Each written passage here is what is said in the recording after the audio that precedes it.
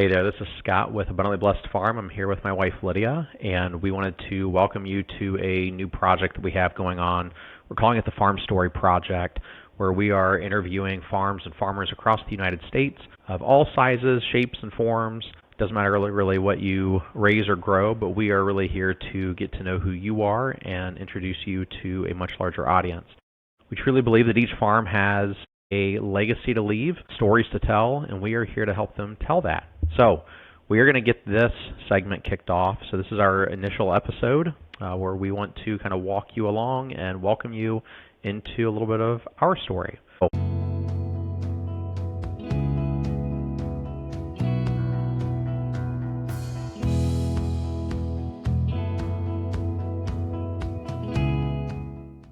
I'm Scott, this is my wife Lydia, and maybe just to give a little bit of background about our farm, how we got started, and why do we continue. Well, we moved into our house about 8-9 years ago, and we have about 2 acres. 1 acre has our house on, and the other acre was basically just pasture land that wasn't really being used. We would mow it occasionally. A farmer would come down and just take the grass off of it occasionally and bale it, but it wasn't really being used for anything. And so we were trying to figure out something that we could do other than just mow the land. We went up to Michigan on a family vacation and just happened to stumble across a lavender farm and decided to go tour. And we were intrigued by it and the fact that once established, lavender isn't too hard. Getting it established can be a tricky thing. But once established, it's not like you have to go out there and replant it every year and do a ton to it. So we decided we were going to come back and try it. And so that was our start about 3 years ago to lavender and what that looks like. As we started harvesting the lavender, the little bit that we had, we started with a little roadside stand. We came outside one day and Scott was building this little stand, and I'm like, what in the world are you doing? He's like, we're going to set this out by the road and we're going to see what we can sell. And I'm like, okay. And honestly, for a month we did that and we did not sell anything.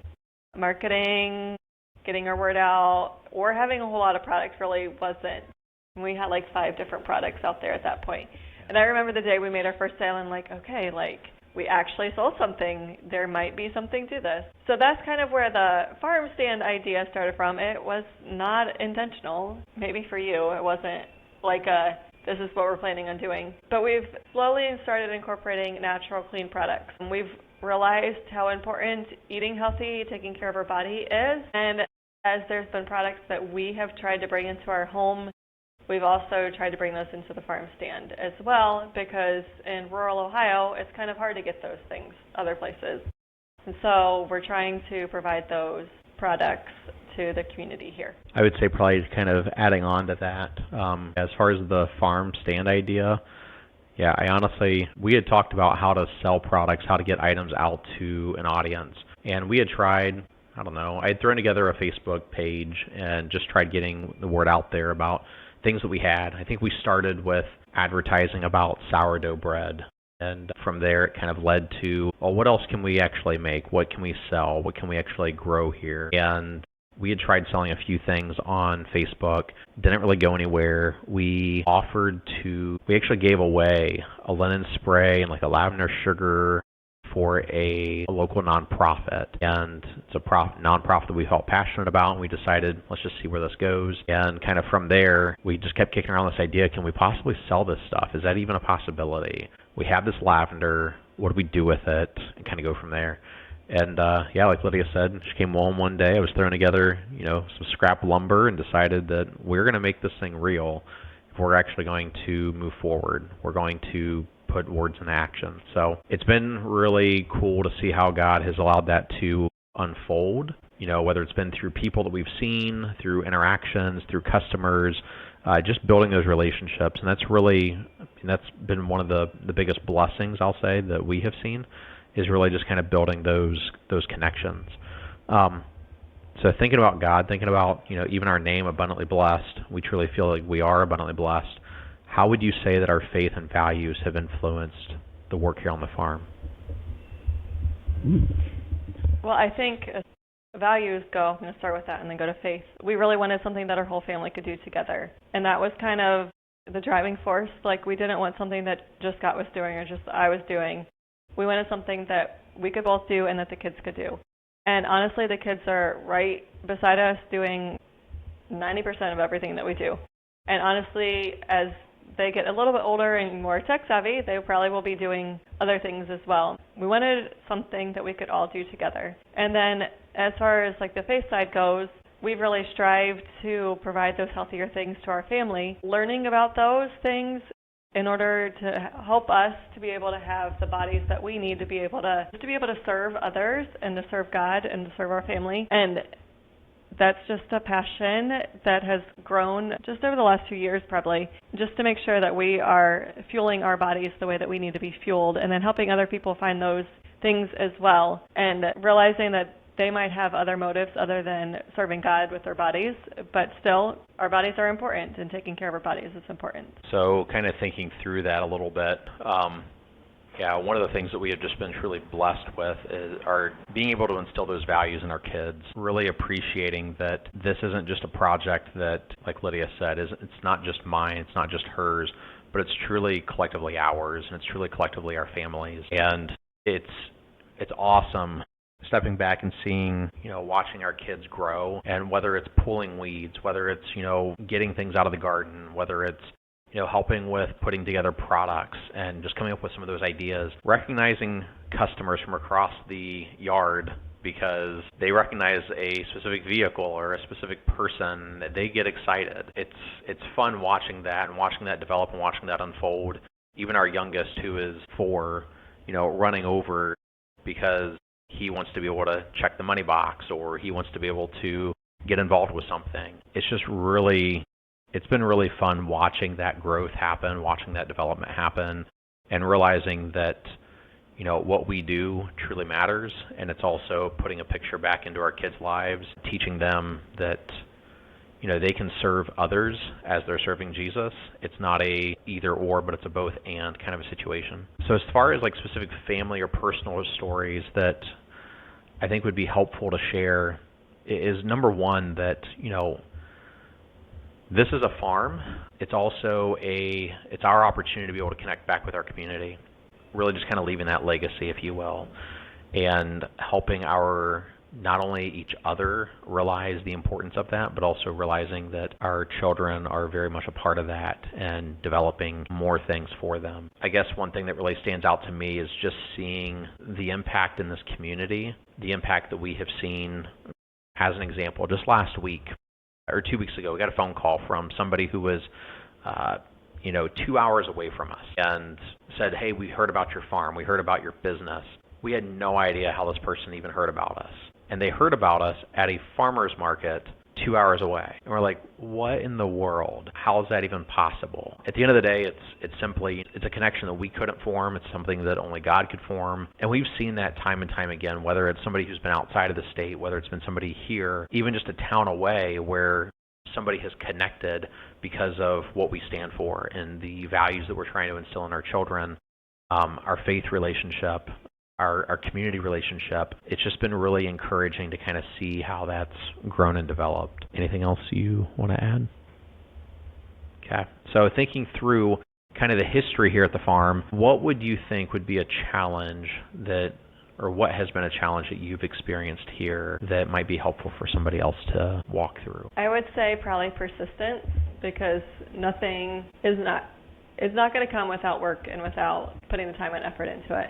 I can think, we've planted lavender, and like I said, once it's established, it's fairly easy to grow, but getting it established is another story. And honestly, we've lost, I would say, half of the lavender that we planted originally. We've realized how clayey our soil is and how the drainage is not the greatest, and lavender hates water. So we've been challenged with getting the lavender to grow. So now what we have is, I think, well established, but then we have patches and it's not pretty. And last summer we were like, well, let's do photography. And I have this dream of like being able to open the field and have people take out a blanket and eat and have like picnics in the field.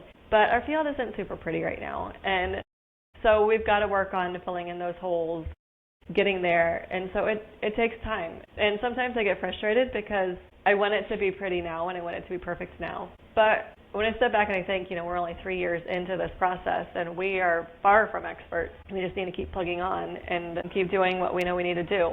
And the same thing, persistence with the farm stand. I went out that first month. It was just 3 days a week that I would take the stuff out because we've always been open, certain days. But I got so, am I doing this? Am I insane? Why do I keep doing this? There's no profit from it.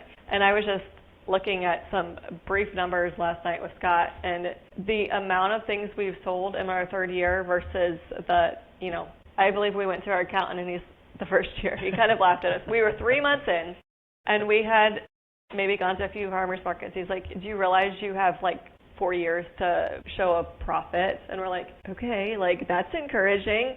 We'd sold $1,000. And he's like, yeah, you gotta. And we spent $6.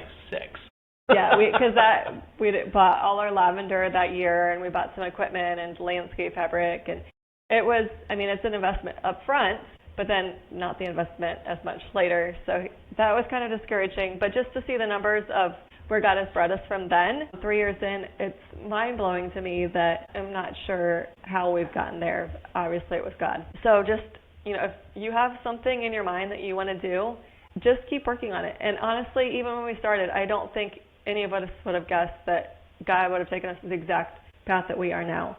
We feel like God has given us the lavender as a means to start something, and then he expanded that beyond anything that we can have thought he would have. And really our passion has kind of grown out of the lavender, and then realizing what we as a family need and what our community needs.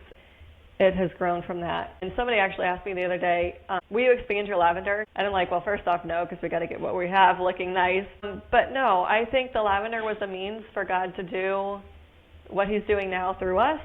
And will we ever get rid of the lavender? Not for a while. We'll keep it around because we like it. And it is a means to get people here, and we enjoy it. But we probably will never expand it beyond what we have. So just, if you have a goal in mind, just keep working on it. Keep growing one step at a time. You're not going to be huge tomorrow, but just keep working and keep pushing on, and you'll eventually get there. I think maybe the other thing to add on is not just persistence, but it's also patience and being gracious for failure. Like Lydia said, we put out, so I built this farm stand out of scrap wood, out of scrap material, and Lydia went out and set it up every single Thursday, Friday, and Saturday for a month. And we would watch cars drive by, fly by, and never do anything with it. And we're like, well, that was not a whole lot of hope. That was kind of discouraging. Or just realizing that you continue to do the same thing over and over. I think somebody called it stupidity at some point. And it certainly felt like this is kind of a stupid endeavor. What are we doing? Why is this happening? We would continue to post things on Facebook and, talk with people and share the idea, but it was more about us being gracious and being patient, not defining it as failure, but really just looking at it as kind of a journey that we're on. But like Lydia said, it's been interesting just, seeing where we've come to now. And for those of you who don't know about our farm stand, we used that farm stand for the first 2 seasons, and we realized we can't continue to set this thing up every Thursday, Friday, and Saturday in the wind, in the snow, because we were doing that too. And we really need to have something else. So we ended up investing. We bought a repossessed shed that somebody had used for Halloween decor, of all things, and it still has spray paint on the inside behind the drywalled walls, if you were to see that. But we took that farm stand, that shed, and we turned it into what we see now as our farm stand. And we stay open every season. We're not closed. But had it not been for using that scrap lumber farm stand that we threw together several years ago, we probably would have never been ambitious enough to do something more beyond that. So honestly, I think the biggest thing that I have learned through it is really just being patient, forgiving, being gracious, realizing that the lavender is going to continue to grow and do its thing. Kids are going to continue to grow and do their thing. We will continue to grow and do our thing. But at the end of the day, we've got to be patient, gracious, and be willing to step back and process through that sometimes. So thinking about the future, if you could see into the future, what legacy would you like for our farm to leave? Whether for us, for our community, what legacy would you like it to leave? I guess inside of our family, I would like to see just that hard work will pay off and just that determination. The fact that we don't have to work for an employee per se, or an employer per se, that we can do things on our own. One of our girls actually just asking about planting flowers next year because they were able to sell a zinnia bouquet in the farm stand, and she's like, Mommy, I want to expand that next year and I want to grow a few more flowers because I think if we grow something other than sunflowers, maybe we can sell some more. I would like to see them have that ambition in life to know that, whether they're working a full-time job someday and they just want to do something on the side, or they're a mom and they want to do something on the side, or they want it to be their full-time income, whatever. I want them to know that that's something that they can do on their own, and I want to instill that value in them that they can, strive. The 9 to 5, 8 to 5 work day doesn't have to be what we all do for the rest of our lives. And then also just that health aspect, if I could instill something in my family and the community. It's been so encouraging to go out and talk to customers because naturally our stuff, we sell dairy that's milk that's we don't produce but we get in from other places. And it's more expensive than what you buy in the grocery store. A different quality. But naturally the clientele that we get in our store are trying to do better by what they put into their bodies. And it's just very encouraging to me to talk to them and to see where they are in their journey, what they're trying to do, the benefits they've reaped from making those decisions, even though from a financial standpoint they're not always the easiest. But just seeing the health, the energy, the benefits that have been reaped from trying to make our bodies just work better. And so I guess that would be something that I would like to instill in ourselves and the community. Then at the same time, I don't want to be, people are like, oh, you're like a little grocery store. We're not. And I don't ever want to be. Our customers are our priority, and I don't want to get to the point that I'm just like, okay, you're another swipe your credit card. Aren't always the best at this, but trying to get to know our customers a little bit, interacting with them, and just treating them like a person, like we would want to be treated like. Yeah, and I would agree that we really want to, the one thing that we've realized since starting the farm stand and really since starting to grow this farm is community is so much. It's something that honestly I know I definitely took for granted before we started this, that it's just our neighbors down the street, or those are just the people that, that we go to church with, or those are the people that, just happen to be here and be around. Being able to actually have this business and building those connections and growing connections with people has been truly amazing, and it's been truly humbling as well. The one thing that I really step back and I think about is, what impact are we leaving? What legacy are we leaving? And it's nothing about, who Scott and Lydia are. It's nothing about who our family is. But at the end of the day, our goal is truly to help others know that, they matter, that, our customers are more than just, like Lydia said, more than just a card swipe. They truly are people, and we want to be able to connect with them. And I've really appreciated that. Like I said, earlier, our kids recognize vehicles, our kids recognize people, and having that connection and having that engagement, it's genuine, it's real. It stands out as something unique and something different. We would love to be able to go through and have our kids just continue to embrace those relationships even as they grow, and realizing that you can sell to somebody, but selling to somebody does not form a relationship. People exchange their time and they vote with their money, and we're thankful that they choose to vote with their money here. People have a choice to where they go. They could go to the grocery store, they could go to a larger vendor, they could go to another farm stand. And we think all of those are very necessary for a growing community. But we also think that it's helpful for us to be able to go through and to connect with people and to build into those relationships. So if you were to thinking about, others who are maybe looking at starting a farm stand, what advice would you give them? I guess the first thing that pops out is just start. Start where you are. Join a few groups, maybe on Facebook, Instagram. There are people starting on their front porches with like a dresser that they got free on Facebook Marketplace. Start. That's what we were. Like you said, I would have never let him buy that shed if we hadn't at least sold a few things, because that was an investment, and I was not going to invest that much if I knew that we wouldn't. I was still a little even leery when we bought it, but I at least saw some forward progress at that point. So don't expect to be the biggest and the best right off. We're still not the biggest and the best, but start where you are. Start with just pickups at your front door. Go to farmers markets and start there. Build the awareness of what you're doing, and then, form what you want. And then my other piece of advice, I'm not even sure who shared with us this at this point, but this was the most freeing thing I think that I heard was your neighbors, your friends, and your family are not your customers. And So many times we're like, well, man, this person's not coming to buy from us. And this person, I mean, we have neighbors that drive past. We put out purple flags by the road anytime we're open. And we have neighbors that drive past multiple times a day, and they know when we're open. And they have told us, we're going to stop down and see what you have sometime, or we're going to go get this. 3 years later, they still have never stopped. They've even been in our driveway when we're open talking to us, and they won't venture in.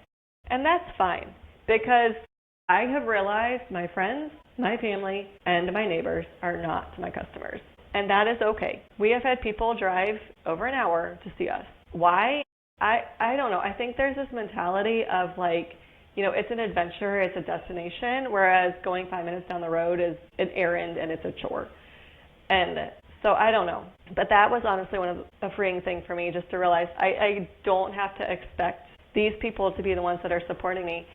And we probably, maybe 5% of the people that buy from us on a regular basis are people we knew before we started this. Yeah. And those people that we knew before we started this, we didn't even know super well. It was more just like, I know who this person is. The other people we've gained because they've seen us on Facebook. That's where we do a lot of our marketing, word of mouth. So just know that you don't have to sell to just your friends. Start a Facebook page, start an Instagram page, wherever, start with one, whatever you know best, and work that. And maybe something else to add into that. One of the biggest key things that I think for our own sanity was you don't have to be open 24. You don't have to be open 7 days a week. You don't have to be open from sun up to sundown. You don't have to be open on holidays and on weekends. You can be open when you want to be open. And I mean, honestly, I still remember going through and talking with Lydia. I'm like, we need to be open every day. People are not going to be able to find us if we're not open every day. We need to be able to do this. And the reality is you don't. Honestly, there's a psychology of a sale, and we can certainly get more into that, you know, at another time. You know, set some hours that are realistic. We are open Thursdays 9 to 6, Fridays 9 to 6, and Saturdays 9 to 3. We have changed that. We've adjusted that along the way to make it easier for our customers. But at the end of the day, you've got to make something make sense for you, or else you are going to go insane trying to squeeze every minute of every day, and then you're wondering, why are people not coming? Yeah, the other challenge we've had has been, you know, friends, family, and neighbors, they're not your customers. And honestly, here's another thing. It's okay if you're not even your ideal customer. When we first started, we were not our ideal customer. And you say, well, what does that mean? Well, we are both very budget-minded, i.e. cheap, frugal, whatever word you want to use. We are very cheap people, and we would not spend the money that we currently have on some of our products. The reality is now, we would, and we have different priorities now. Since starting the farm stand, we have invested so much more locally in our local community, having a passion to be able to support somebody else who's local, buying local coffee from a local coffee shop, buying local baked goods from a local bakery, getting groceries through another farm stand, you know, buying meat through another farm stand. Those are all things that have really changed since we have really kind of stepped into this community. And like Lydia said, you know, start a page, one. Get really good at Facebook. Get really good at Instagram. Get really good at TikTok. Get really good at YouTube. Pick one of those. Don't try to do all of them. Don't try to start a website. Don't try to start an email list. Don't try to get nuts on SEO, keyword research. Those are all things that will come in time. Those are all things that can be developed later on down the road. You don't have to do all of that right out of the gate, and nor should you, nor should anybody expect you to do that. Even though we've been doing this for a few years now, we're still not great at any one of those things. But it's interesting to step back and realize that, you know, you can build a relationship with people through a simple social media connection. And please, please, please don't get hung up on, you know, well, this page has X number of followers, or this page has so many likes, or this page gets so many, you know, of reactions, emojis, or whatever. If you actually saw the back end of people's channels, back end of people's pages, and saw their analytics, saw their data, you might think differently. So as of the time of this recording, we currently have, I think, 2,600 followers on Facebook. Okay, whoop-de-doo. Every month we get somewhere between 50 and 80,000 impressions. Well, that doesn't really reflect on the number of followers that you have. But at the same point, a page could have 9,000 followers and have 9,000 impressions. But just get really good at doing one thing and do it well, and be patient with yourself, honestly.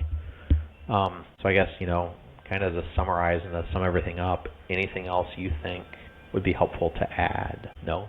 Well, we wanted to go through and shoot this episode. Again, this is kind of the initial episode of something we're calling the Farm Story Project. We truly believe that every farm has a story to tell, has a legacy to leave, and we would love to help them tell that. So if this video, if this podcast helped you to think of something differently, if something stood out to you, we'd love to hear about it in the comments below. Please like this. Please subscribe. We would also love to be able to start interviewing some other farms, some other farmers. So if there is a favorite farm that you have, and farms are places, people of all shapes and sizes. So just because you have 500 acres or 5,000 acres or 5 million acres, I think that's wonderful. But if you have 5 plants in your backyard that you're growing and you're selling, we'd love to be able to talk to you as well. Let us know. Again, I'm Scott. This is Lydia. We are the owners of Abundantly Blessed Farm, and we look forward to seeing you and talking with you again.